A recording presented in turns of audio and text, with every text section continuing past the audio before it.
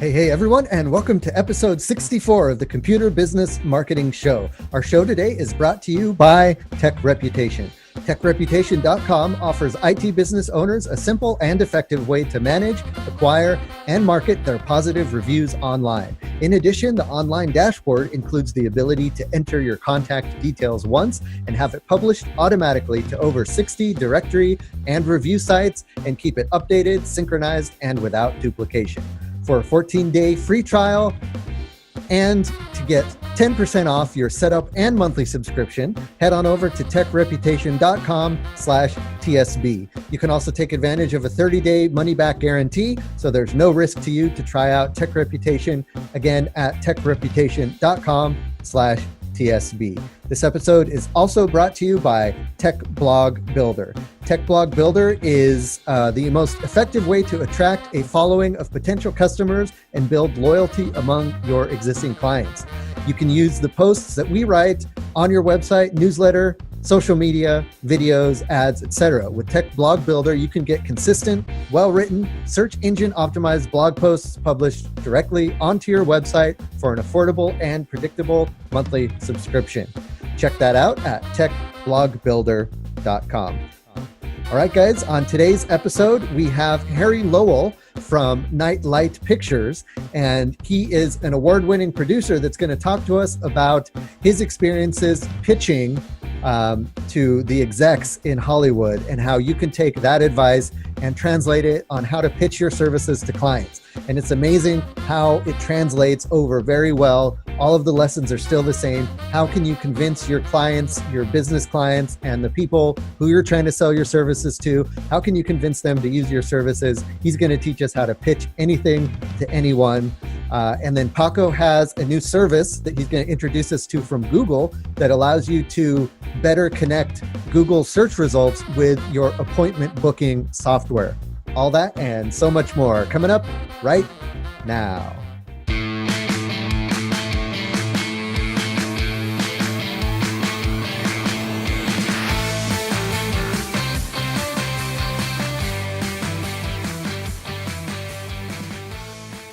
Hey everyone, and welcome to the Computer Business Marketing Show. If you own or work in an IT services business, this is the place to learn how to get more clients, keep them happy, and grow your revenue. You can watch, download, and or subscribe to all show episodes at computerbusinessmarketing.com. You can also catch our live stream on Facebook every Thursday at 7 p.m. Eastern Time. Just be sure to like the Tech Site Builder Facebook page, click the following tab, and then select from that list see first, so that the live stream will jump to the top of your news feed every time we go live. You can make sure to catch it, not miss it, because we always love to see you guys here. There's always some fun stuff that goes on behind the scenes before the show recording starts, and we'd love to see you there when that happens. All right, guys, so here we are, another episode of the Computer Business Marketing Show. If you're watching the video, you'll see that we are and you found this out last episode, but we have Paco LeBron here as a co-host. So we're excited to have him here as a regular to help flesh out the show and give us his perspective. And then our guest today is Harry Lowell, and he is going to talk to us about how to pitch anything to anyone. And he is an award-winning producer and media expert in the television and film industry. So he's going to have kind of a unique perspective about that, but I think it's going to be super valuable. So definitely stick around for that. Before we get into that, though, just want to remind you that the Computer Business Marketing newsletter is out there and waiting for your eyeballs, and you can get it in front of your eyeballs by subscribing to it. And in order to do that, you just need to go to computerbusinessmarketing.com and sign up for it at the form at the top of the page there. And when you do, you'll get the newsletter sent to your inbox every week with the latest podcast episode, articles from around the web about different types of marketing tips and tricks. You'll also get a digest of some of the more recent Facebook posts from the marketing group on Facebook. And we end every newsletter with a tip of the week, just a little quote or tip or some piece of advice that you can take away with you for the week to keep you motivated, to keep maybe have you thinking in a different direction or thinking outside of the box. And all of that is for free through the Computer Business Marketing newsletter every week. So definitely check that out, computerbusinessmarketing.com. Well, we are weeks away from the IT Owners Compass event, and we're just getting some of the final details fleshed out about that. We have a jam-packed calendar, lots of speakers. Let me just kind of go over some of the speakers we can expect to have. So, of course, we have our keynote from Michael Michaelowitz, and of course, we know Michael Michalowicz. It's one of those names. It's kind of a tongue twister. Michael Michalowicz. He is the author of some books that we might know, like Profit First and The Pumpkin Plan, and The Toilet Paper Entrepreneur. He was he used to be an IT services business owner, and then he grew that very successfully and sold it, and then built a bunch of other companies, multi-million-dollar companies, and he learned a lot along the way, and he writes these books, and now he's a very renowned author, and all he does pretty much is travel around the country talking, and we were able to get him for the conference, so that's going to be super exciting. We have Malwarebytes, that's our premier sponsor of the event, and we have Michael Sherwood and Alex Smith from Malwarebytes, and those are the guys that are in charge of interfacing with you guys, the technicians, the computer business owners, and they're going to be there to talk about the Malwarebytes TechBench product and how you can use that in your business, and just the overall state of malware these days, to give you insights on how the latest threats and how you can protect your customers and integrate that into your services and better pitch those services and all of that stuff. And then we've got a lot of experts both from the IT world and from outside the IT world. We have folks, Paul Mendiola from Freedom Voice. We got Brian Zork from Data Rescue MDs. We got Tim Taylor from Tim Taylor Consulting Group, who is an MSP business coach. So we're going to be talking MSP, but we're also going to be covering some more techie stuff that if you're still just doing break fix, that's fine. We got some information for you. Also, if you're one of those folks who are trying to, move from break fix to MSP or make that transition, for example, Tim Taylor is a great person who's going to help you with that. We also have Fabrice from Fabs Auto Backup that's going to be there, flying all the way in from France. So that's going to be exciting. And he's going to be on hand to help you with any Fabs Auto Backup questions or issues you might have. We have Jason Hinton, who is a Microsoft partner development expert, and he works with Microsoft partners to help you partner with like their cloud services and understand how to sell some of those things in your business. And the list goes on and on. So you can see all of the speakers we have lined up if you head over to itocompass.com/speakers. But the real reason I'm kind of going over the ITO Compass again is that we actually have a few spots that opened up. So we have about 5 or so tickets that we were able to add on to the experience, and they're open and available. So we actually have 5 tickets available. So if you were thinking about coming or you wanted to come, but it was sold out and you were disappointed and you went and cried, in your bedroom, well, dry those tears because there are now a few tickets available. So if you do want to come to ITO Compass, it is in Chicago. So just to recap, it's in Chicago, and it's the weekend of August 24th through the 26th. We actually, because we had so many speakers, we had to move a couple of the speakers to Friday. So we actually have some afternoon sessions on Friday. So if you plan on coming, make sure you have the full day Friday to be there to catch the afternoon sessions on Friday.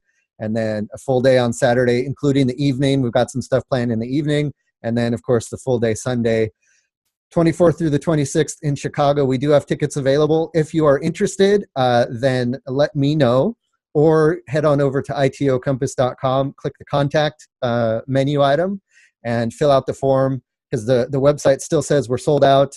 So you just want to contact us directly through the contact form.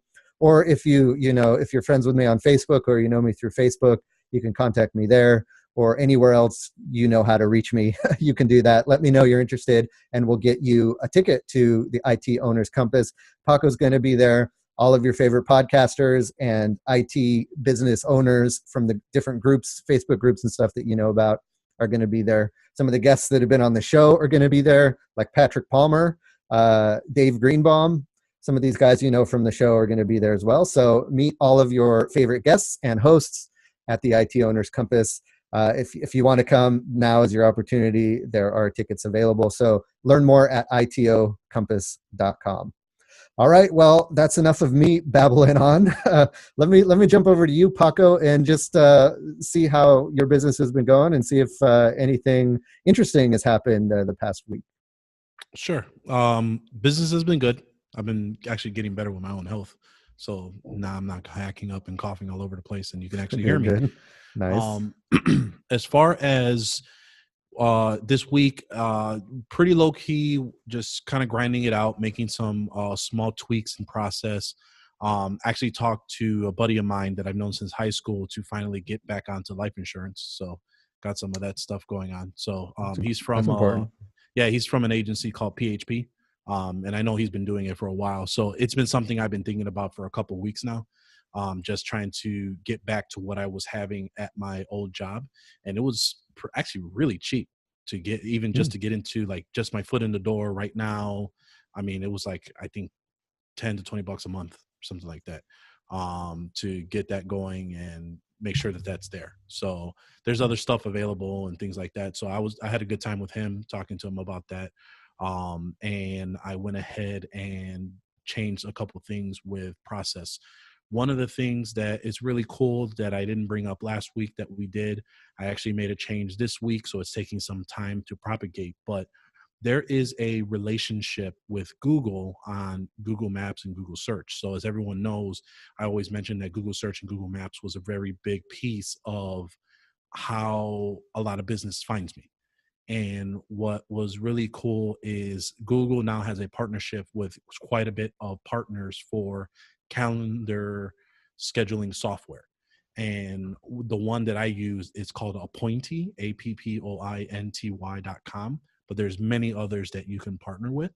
And what they do is, it's a booking software. You put your services, you put your stuff in there and let it go.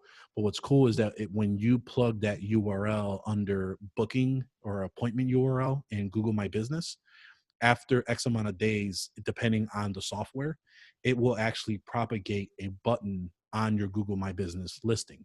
So when you used to go to my profile, I actually tested right now, it's actually not there because I changed some of the services. But when you go into the My Business listing, it'll actually have a blue button that says schedule it.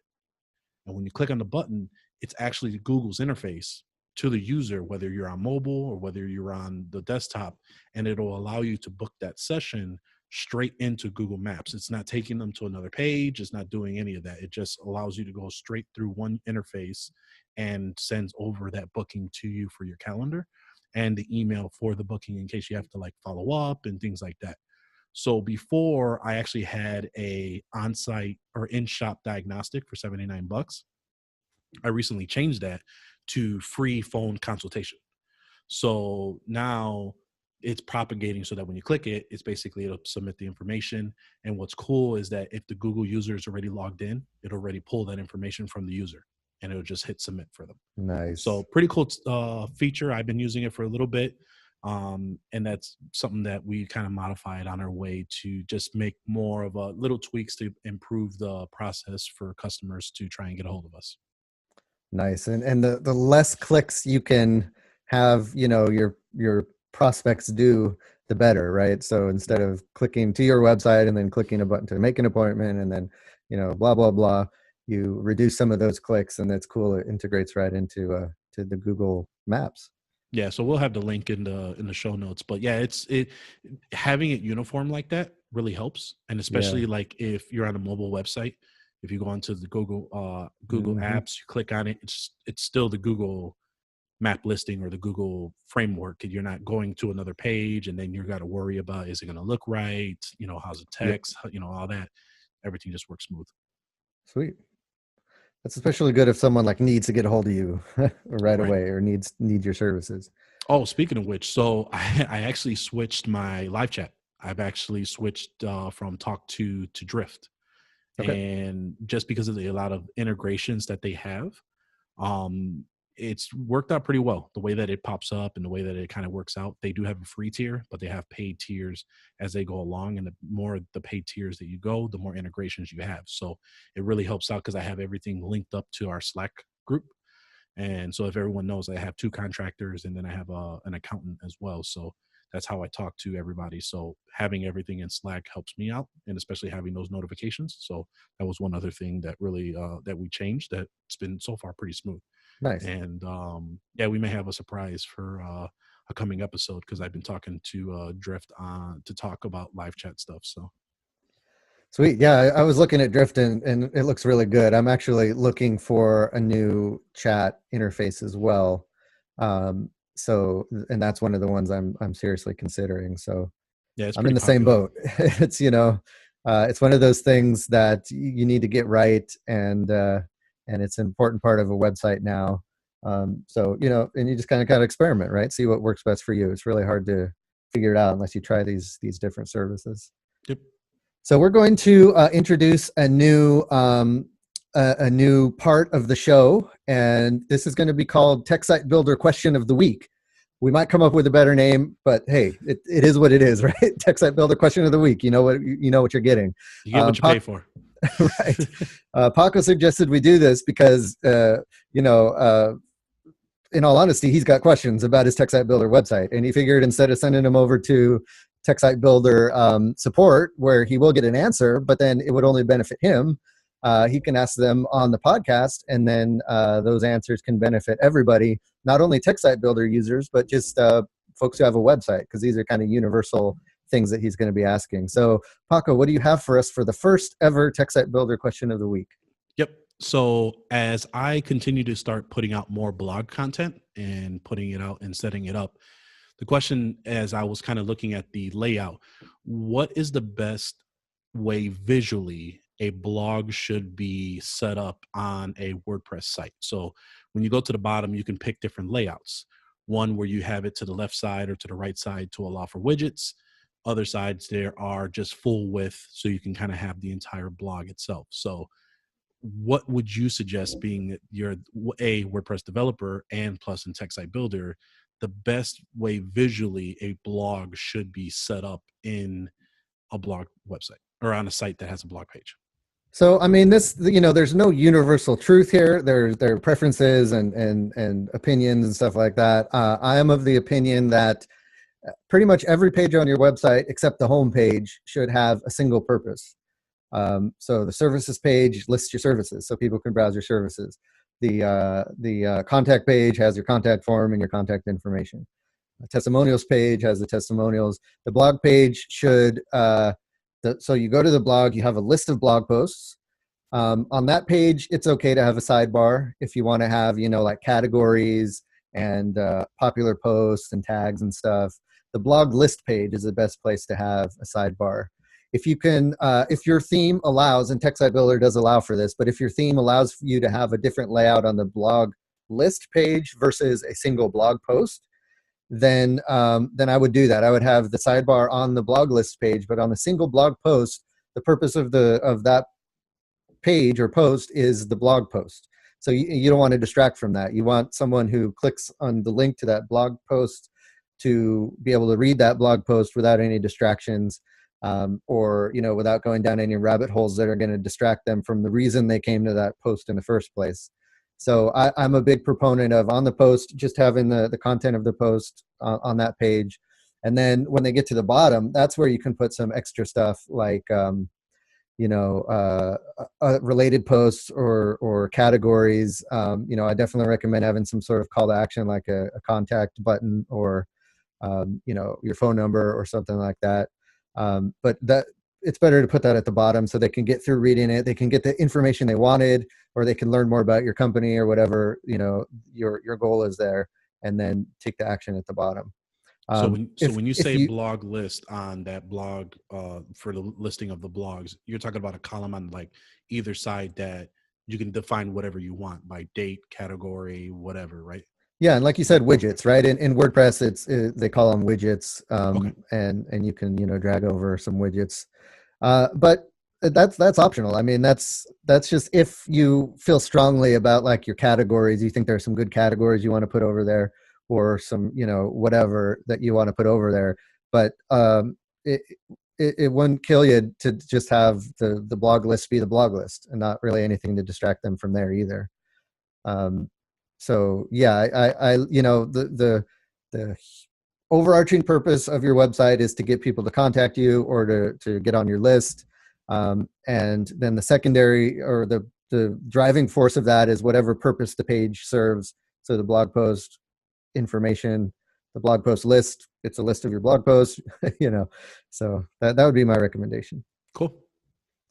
All righty. So I know Harry's been waiting there patiently, and we'll get to you one sec, Harry. Just really quick, before we do that, I do want to mention our first sponsor, and that is TechReputation. TechReputation offers IT business owners a simple and effective way to manage, acquire, and market your positive reviews online. And that's the key.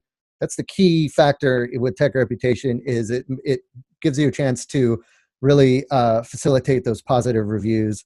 If someone has a bad experience, we don't necessarily want to, dupe people into saying, well, hey, I'm just going to suppress any negative reviews I get and just brush them to the side. Instead, what we're doing is if someone has a bad experience with you, before they get a chance to leave a negative review, usually out of emotional frustration in the moment, we give them a cooling off period by allowing them to vent back to us. So we say, hey, how was our service?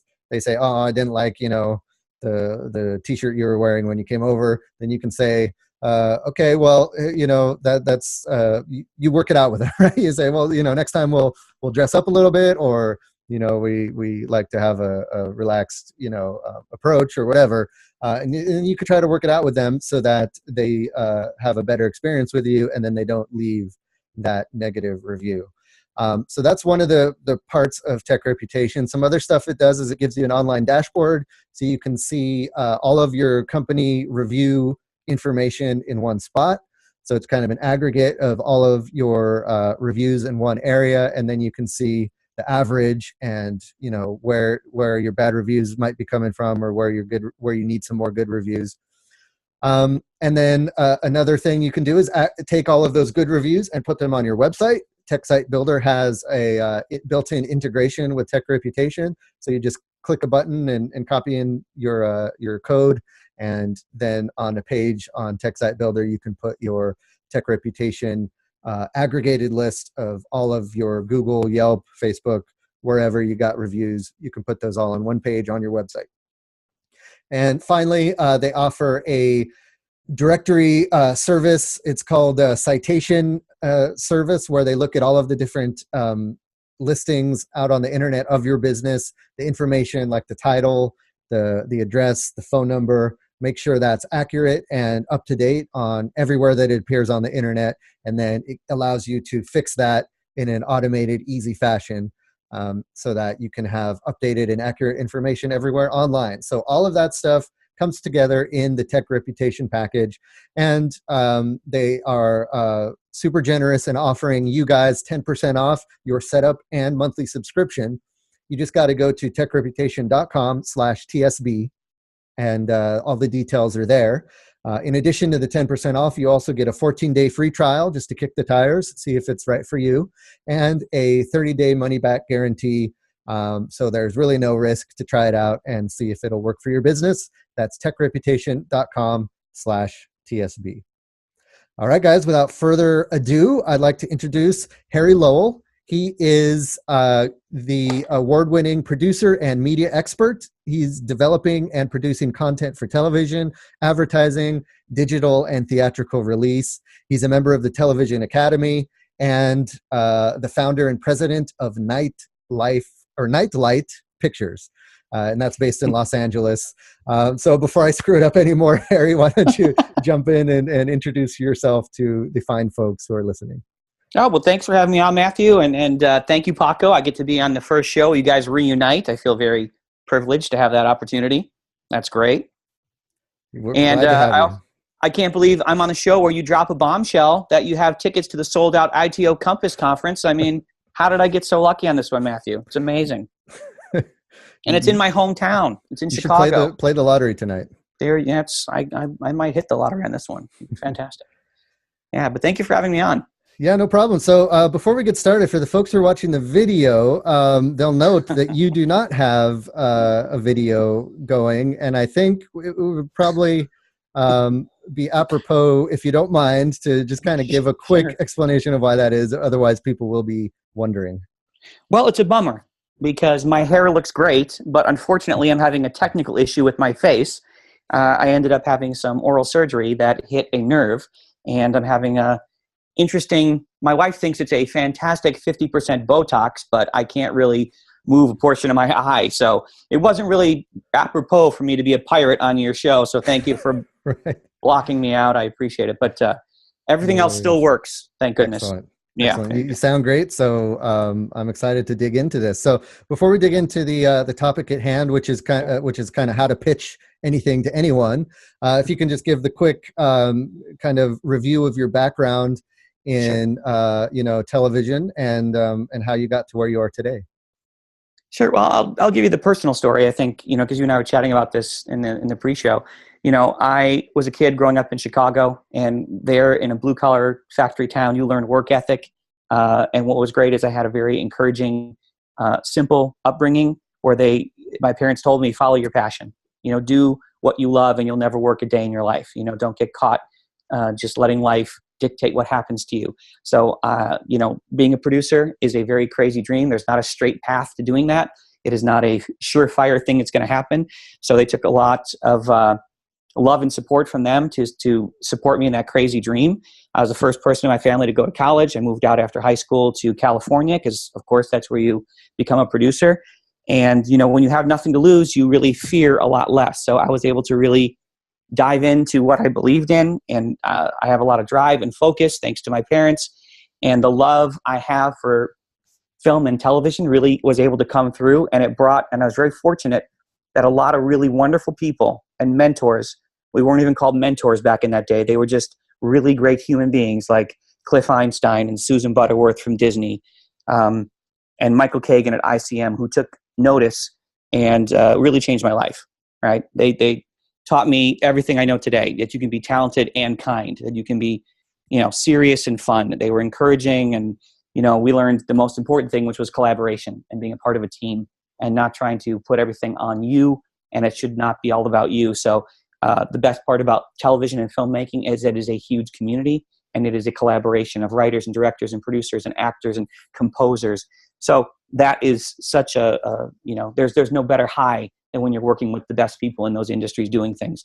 So what was great is I learned how to become a producer and how to live the way I believe a set should be run, which is fun and encouraging and exciting. I was able to then, craft that into and become more entrepreneurial and open a business. And one day I was sitting around and I said, I should buy an editing system. So I bought one. And then that was successful. And I said, maybe I should buy two. And then we had an office in the Valley for Disney. And then we had a small office in LA that I could go to for projects where clients didn't need to come to. And then there were economic downturns, and I learned how to quickly sell everything and reconfigure. And, I had wonderful people who helped me through the hard times and gave me guidance in the good and bad times. But ultimately, it made me grow as a producer, as a story producer, as a storyteller, and then eventually, as an entrepreneur. And then you start to navigate and start to make sure you give back. And I think that's how Nightlight formed, and Nightlight's given me a lot of opportunities to do things beyond my scope. I started in advertising, which was amazing, and it expanded into trailers and promos. We did documentaries, digital content, Super Bowl commercials. I mean, just the whole plethora of TV shows. And I think it is great to be able to have that kind of expanse when you really want to tell stories. And especially with me, I have a very, very short attention span. So not as many films. I like the shorter format stuff. I think the TV shows and unscripted is kind of my thing. But I feel very lucky that those people gave me that leg up and believed in me. And I always want to make sure I give back, because it is those hard workers who truly care about the craft and don't give a shit about being at the Emmys or being in a limo. While that's super fun, It's about the work and that you get to be around those kind of creative people. And I can't believe we get paid for what we do. So that is the best part of my job. And I'm always learning and growing.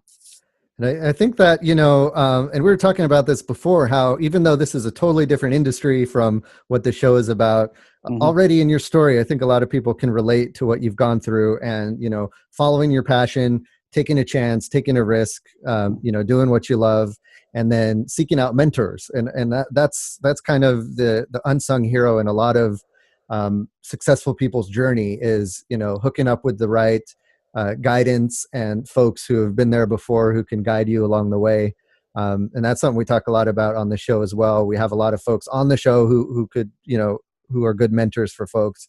And it's one of those things that I think is not emphasized enough in these types of shows, is find someone or, just look for folks who you kind of want to emulate and then see if you can reach out to them and see if they can help you out. Yeah, I agree. And I think a lot of lessons in life in general, we're all buyers, we're all sellers at different points, whether you're pitching to a client or to your wife, you're trying to always get your point across or figure something out. And so this particular topic is relevant to any industry because ultimately it's a people industry. The specifics of IT or your particular product or service are less important than understanding what your bigger objectives and goals are when you're pitching something. And, these lessons I learned just being a student of advertising, seeing how smooth and easy, and I'm not saying advertising to the consumer, I'm saying advertising from the advertising agency to the client and then out to the consumer. And you start to see, oh, this is real. Now everyone's working together in harmony and this is working well. And I can see the payoff in the back end.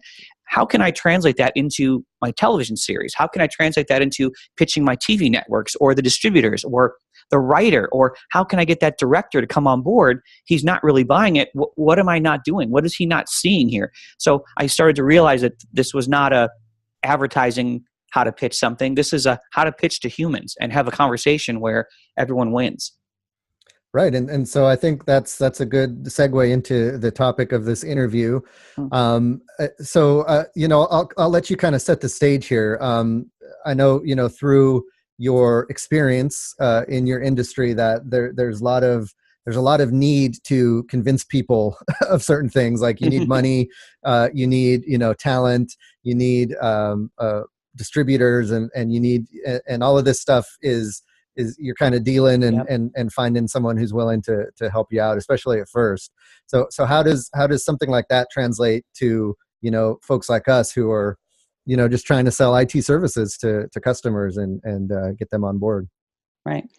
And I'll say this, I always have kind of a big idea behind how to pitch something, right? And whether it's IT, whether it's a service or a product, I think, there's a couple buckets. There's kind of like 5 big elements for me that make up the understanding of how to pitch someone. I think the biggest idea, if you take away nothing from this discussion, is that when you go in to talk to a buyer, it should be about them and not about you. And I think the picture most people have when they have to go in and present, and this happens a lot, especially in IT, we have a lot of technology in our business. And so we're constantly being pitched black boxes and chat and ways to do editorial in multiple cities at multiple times. There's a lot of tech talk.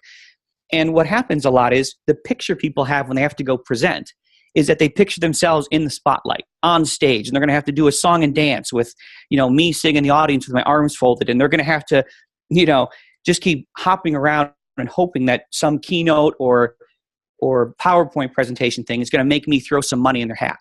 And I think that's the picture they have because they're pitching, they're on the show. And I think they need to not have that visual. And what it should be instead is your mom calls you to come over because she wants to re-landscape the house. Now, if you walk into that situation, you're not there to pitch your mom on putting in a gravel driveway. You want to listen to what your mom has to say. You want to help her out. She's important to you. So you're going to hear what she wants to do. You're going to offer up the services that you can provide. And then you're going to toss services that you can't provide to make sure she gets the right people to help her out. And at the end of the day, you're still pitching in both those situations. But in one, you are the monkey jumping. And in the other one, you are a helpful participant and a partner. And I think that's the big idea, that a pitch should be about them, not about not even about what you're selling, You're not there to hard sell. And our first, point that we always have when we do any meeting, television series, new series concept, whether it's scripted or unscripted, we always say, what's our goal for the meeting, right? And our goal is realistic, what we want to try and get away from that meeting. But we always have a secondary goal, which is we want that person we're meeting, whether we've met them before or not, to have a relationship with us. We want them to look and go, you know what? I could sit across from Harry and pick up that phone and call him. And if this project lasts 6 months or a year, I would not mind having to deal with that guy. He's a problem solver. He's smart. I know that in the long run, we're going to have a relationship, right? That's always our secondary goal. Not just selling what I have in front of me, but knowing that I want a partnership with this person for future jobs. And then the third. Go ahead. Keep going. No, go. That's our big one. People skip that a lot. Yeah, and I was going to say, going back to, and I just wanted to say this before I forgot, was the example of landscaping for your mom is, I think something that kind of gets in the way of making a pitch, especially if it's like face to face and you're in a boardroom or you're in some kind of environment where they're like sitting there expecting you to wow them. There can be a lot of nerves, and there can be a lot of doubting yourself. And if you approach it from that aspect, where like, hey, I'm just here to start a relationship. I'm here to help. I care about this person, and I'm not trying to convince them of anything. I just want to let them know that I'm here to help them. I think that can go a long way to kind of settle down the nerves and take away, that air of like stress that could come from these types of encounters. Yeah, totally agree. And I think that's crucial, what you just said. The other part we do, once we kind of set our goals and we know that we're going to try to have a fun meeting and we're going to try to put our personalities out there, is that we do the homework. And you need to know who your buyer is. And you got to understand where he's coming from, just like you talked about, Matthew. So is he a manager? Is he a VP? Who is he reporting to? An SVP, a board member? Is he got, you got to assume he's got clients, which might be internal users. He's got his own staff of people, which are technicians and employees. So you have to know what all of his pressure points are and what he is really facing, because that's the only way you can help him, right? And I don't think there's anyone that can walk into my company and know what I need, because we just had a meeting and we know what happened financially and how many projects we have coming up. So if you walk in and decide you want to sell me a sofa and I don't need a sofa, we're all wasting each other's time. So I think it's important that you get to know what my problems and concerns are, because that's the homework you need to try and do. Understand, look them up on LinkedIn, look up their genre, look up their division, look up their company, see what's going on with them. Try to learn as much as you can so that you can be knowledgeable. And then I think the next step is, you led into it perfectly, Matthew, is you don't start with the pitch. The second big thing we do after we've set our goals and done homework is we need to qualify what the heck they need. What do they need? And also, how do they want to hear it? So before we ever pitch, we start a dialogue, right? What's been working for you? How did this project go? What are you looking for right now? Let them tell you so you can understand how they're feeling about things.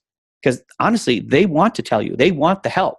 They want another partner to take on some of their stress and see if you can take some of this stress off them, help them through their goods and bad times.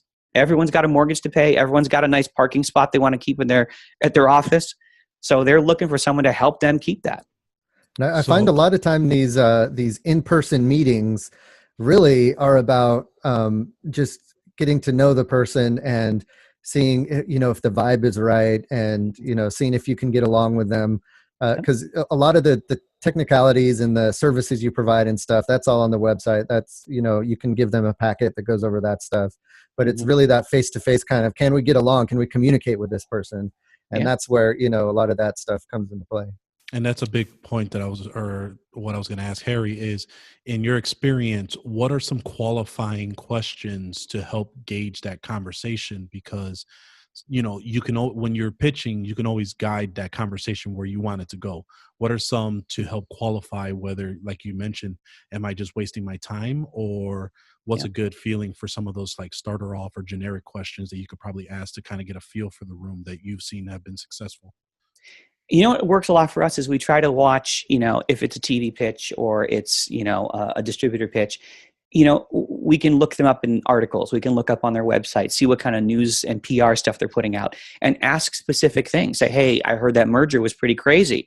It may not even be necessarily related to why you're there, but it's a company-wide, scenario. So try to find something that's very specific that you can find in the news articles or somewhere else that gives you an opportunity for him to see two things. One, you're interested in his business, and two, you're actually doing your research. So you're a pretty well-heeled individual to come in there and be prepared. So I've asked questions. How did that show do? We really love this. How has that been working for you? Don't be afraid to ask the negative things. Like, hey, I saw so-and-so you guys just canceled that. Was that a tough decision? Let them know that you're here to have a conversation, because obviously you're looking for is a partnership. So those kinds of questions will usually open up the door, and then you'll go as far as they want to take you. The other part too, Paco, is you're going to start to see when they answer these questions how they react and how they respond. And this will give you a chance to know, if you pay attention to their body language, if you pay attention to the way they respond. Are they very curt in their answers? Are they very thoughtful and slow? You can then mirror that back when it comes your time to talk, because they're telling you how they want to communicate. They're telling you how they're feeling in their position, whether it's a good environment right now or a nervous environment. So they will help identify for you when it comes time for you to talk. Oh my gosh, I can see he really wants thoughtful thinking. Some people want to get the point across in as few words as possible. So you got to be very clean and simple with certain people. So all of that opening door question stuff will give you an opportunity, as long as you listen. You can hear their needs, you can hear what their goals are, and then you can continue to ask a few more questions. Once they, if you can get a couple icebreaker questions in there from articles, from their website, so that they feel they can start it, then you're going to be able to go down the rabbit hole with them more and hear how they want you to talk to them. Some people love jargon. They want to know that you know their jargon. Some people are too high level SVPs. They don't want to know about your IT specifics, right? They want to know that you're going to help them communicate to the board, and the board doesn't know anything about IT. So how am I going to communicate? So you have to make sure you're hearing the way they want you to put back on them. But at the end of that conversation, you will know what they're looking for, what they're not looking for, more importantly, and you're going to know kind of how that person likes to hear information. Gotcha. Yeah, no, and like you said, I think that's a great opportunity to build rapport before you kind of go into your pitch.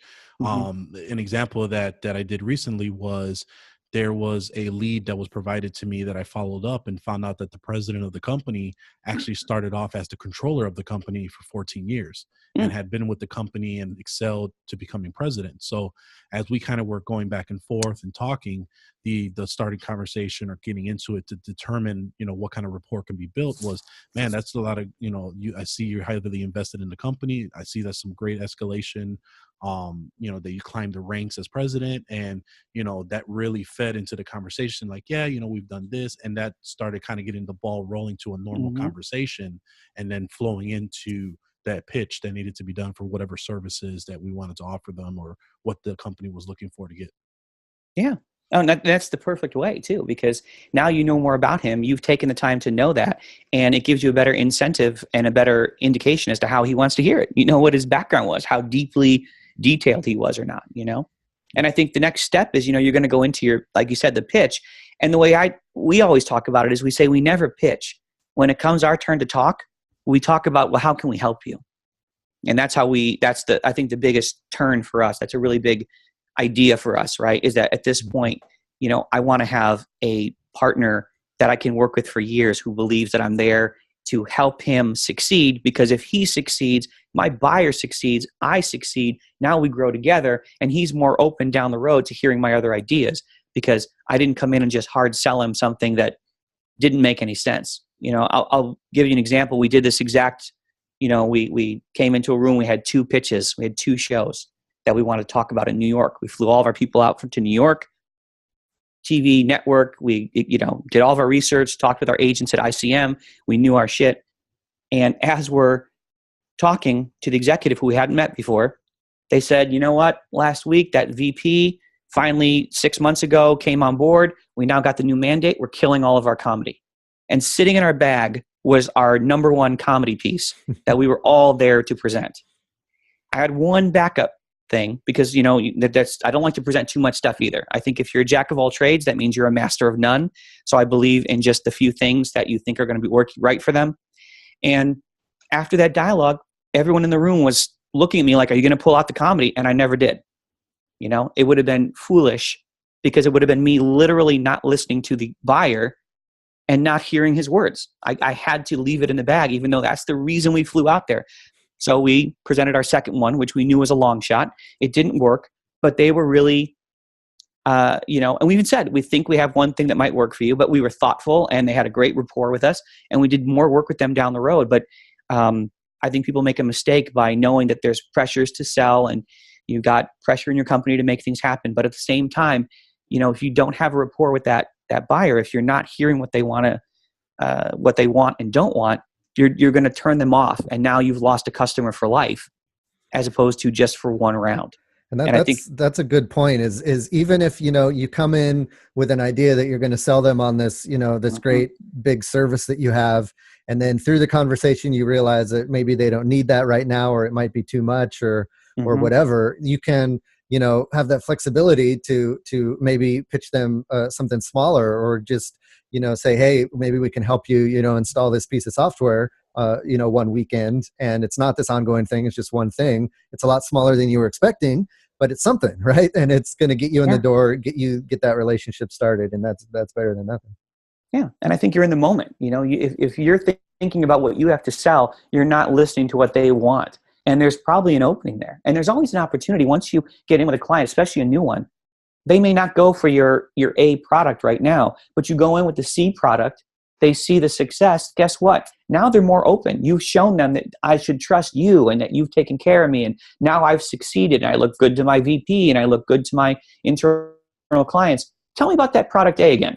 Let's readdress that. So, you need to build, and that's why our secondary goal is always making a relationship, because I would rather have a client for years and do good work with them throughout the years than try to jam up some TV show or concept down someone's throat, and they feel pressured, and they don't feel like I'm a partner, and they just feel like I was hard selling them, and I never get to work with them again because the experience is so bad.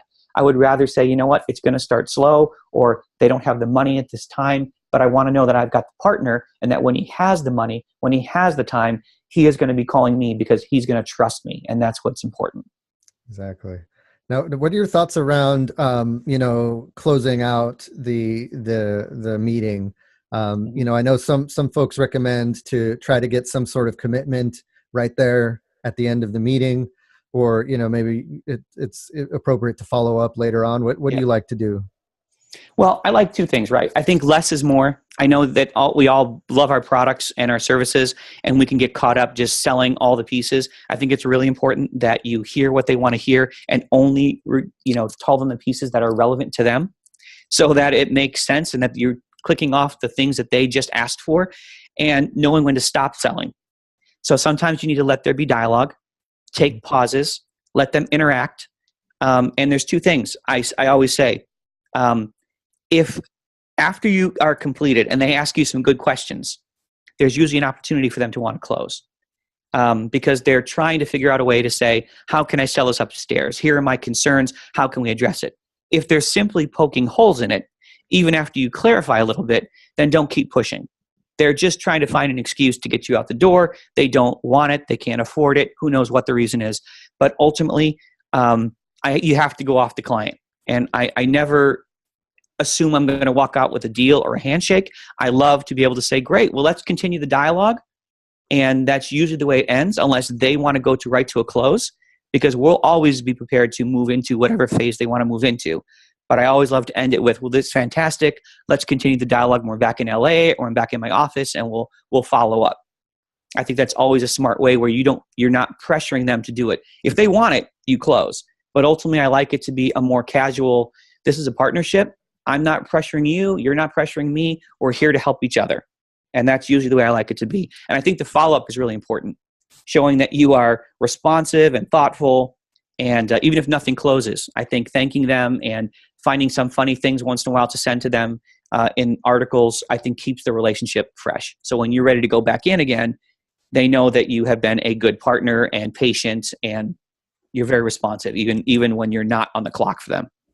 Yeah, and I like that approach, because there's a certain camp of, that's out there that says you have to close at the end, and you have to make sales and sales and sales, and you have to get something in writing or get a handshake or get them committed to something at the end.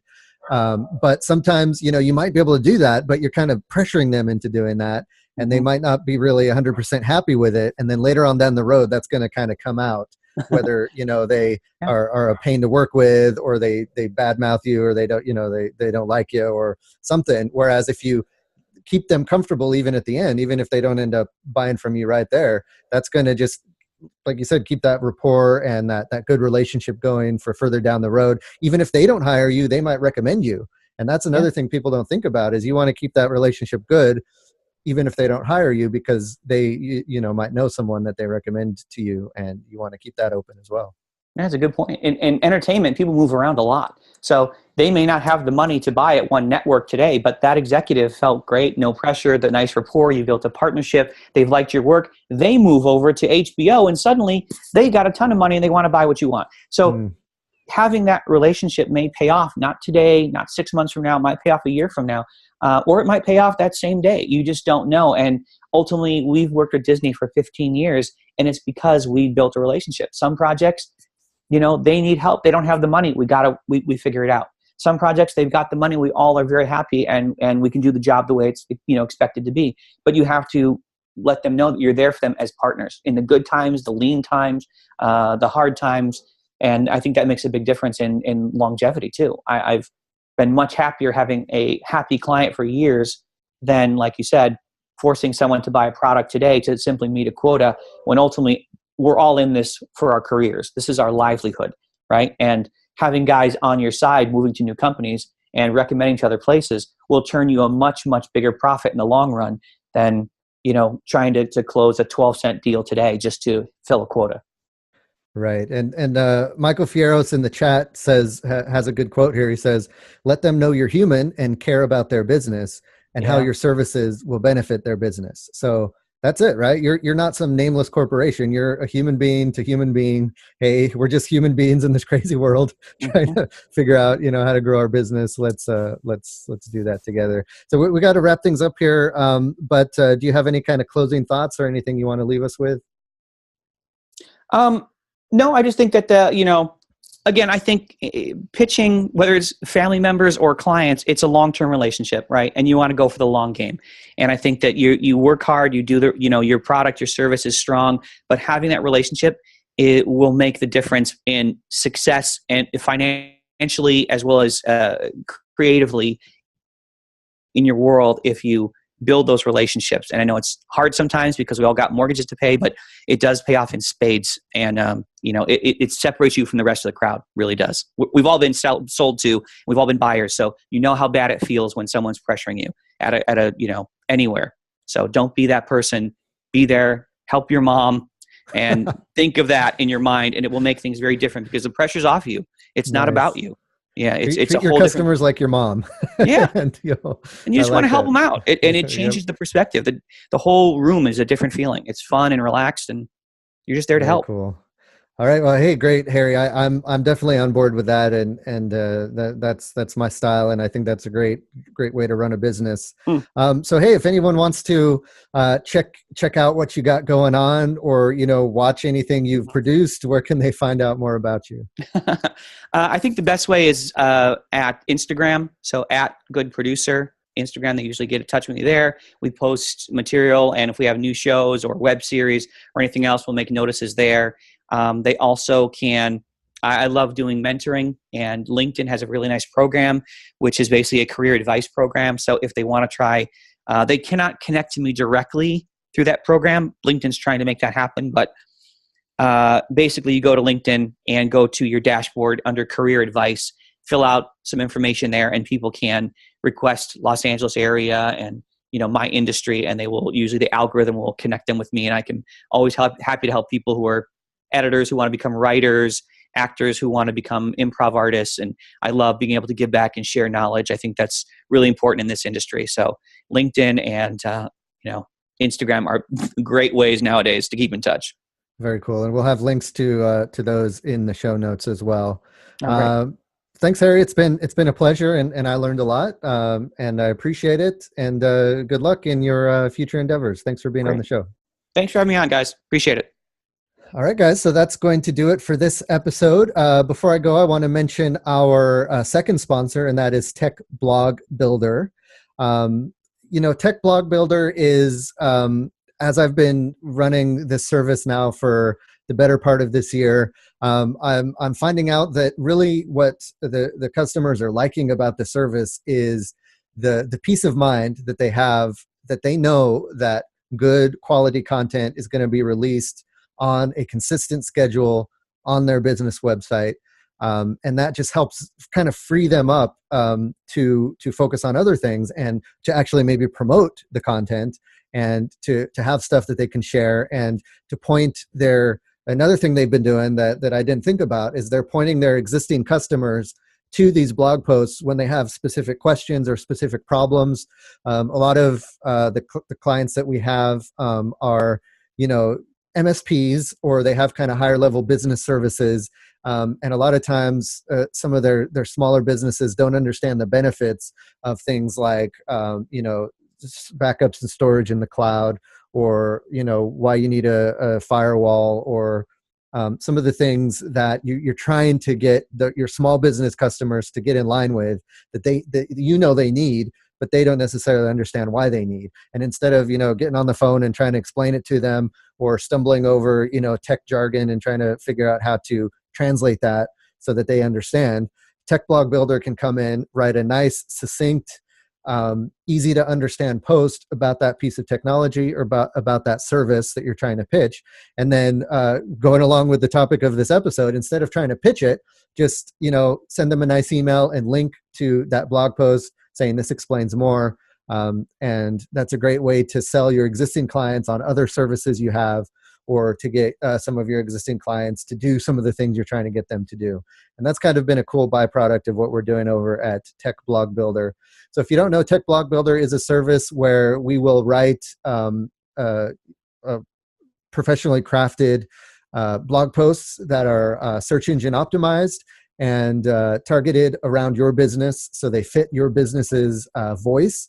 And then we will publish those on your website for you on a regular schedule. So whether it's once a week, once every couple weeks, once a month, and you can just kind of sit back, relax, knowing that those are going to be out there, and then you can run your business. Take that burden of content creation off of your shoulders, put it on us. We'll take care of it for you. And you can check that out at techblogbuilder.com. All right, guys. Well, that's going to do it for this episode of the Computer Business Marketing Show. Let's keep the conversation going. Head on over to computerbusinessmarketing.com. Let us know what you think in the comments under the show notes, what you thought of the guest and what you thought of this topic. And if you have anything else to throw in there or contribute, we'd love to hear from you guys. Also, don't forget to join us in the Facebook group. That's the Computer Business Marketing Facebook group. You can go to techsitebuilder.com/group.